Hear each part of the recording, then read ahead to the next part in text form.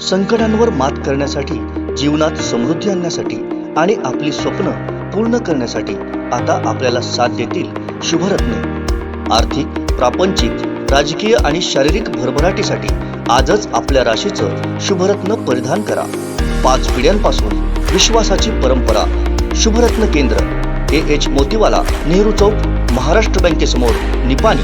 Mobile 09448 14 24 21। नमस्कार।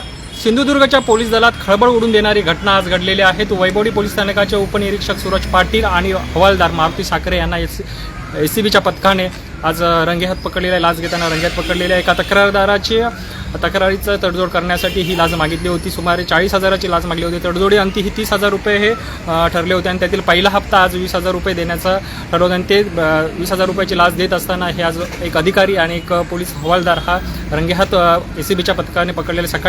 दुपारी 12:30च्या दरम्यान ही कारवाई वैभवडी पोलीस स्थानकात केलेली आहे। आता ह्या दोन्ही अधिकारी आणि कर्मचाऱ्यांना एसीबीच्या पथकाने ताब्यात घेतलेला आहे आणि त्यांची सखोल चौकशी करण्यात आली। त्यांच्यावरती गुन्हा दाखल करून त्यांना आज अटक करण्यात येणार आहे। त्याचबरोबर त्यांच्या ज्या निवासस्थानाची आता चौकशी करण्यात येत आहे।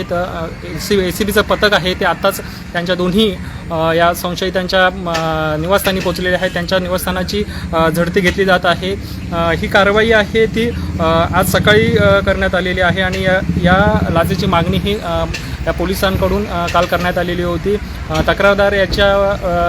तक्रारदार यांनी दिलेल्या तक्रारीनुसार त्याच्या तक्रारदाराची असलेली पोलीस स्थानकात असलेली एक तक्रार होती ती त्याची तडजोड करण्यासाठी ही लाच मागितलेली होती। त्याला धमकवण्यात आलेलं होतं की तुमच्यावरती बलात्काराचा गुन्हा दाखल केला जाईल। एका महिलेसंदर्भातली ही तक्रार होती आणि त्या विरोधात या संशयितांनी लाचेची मागणी केली असल्याचे आता एसीबीच्या पथकाने सांगितले आणि त्यानुसार एसीबीच्या पथकाने सापळा रचून आज या दोन्ही संशयितांना रंगेहात पकडले आणि त्या दोघांवरतीही गुन्हा दाखल करून त्यांना अटक करून न्यायालयात हजर करण्यात येणार आहे। एकंदरीत वैभवडीतली ही पोलीस दलातली जरी कारवाई असली तरी सिंधुदुर्ग पोलीस दलाला हादरवून सोडणारी ही एक मोठी कारवाई झालेली आहे। एकीकडे भ्रष्टाचार मुक्तीचे पावले उचलले जात असतानाच भ्रष्टाचाराची ही कुठपर्यंत पोचलेली आहे याचं हे उदाहरण आहे आणि या कारवाईने अख्खं शासकीय डिपार्टमेंट आहे ते हादरलेलं आहे। ह्या कारवाईमुळे आणखी बऱ्याच जे लाचखोर अधिकारी असतील, लाचखोर कर्मचारी असतील त्यांचेही धाबे दणाणलेले आहेत। आमचे दिवसभरातले सर्व अपडेट्स, ताज्या घडामोडी आणि थेट लाईव्ह पाहण्यासाठी सबस्क्राईब करा, लाईक करा कोकणचं नंबर 1 महा चॅनल कोकण 7 लाईव्हचं YouTube चॅनल।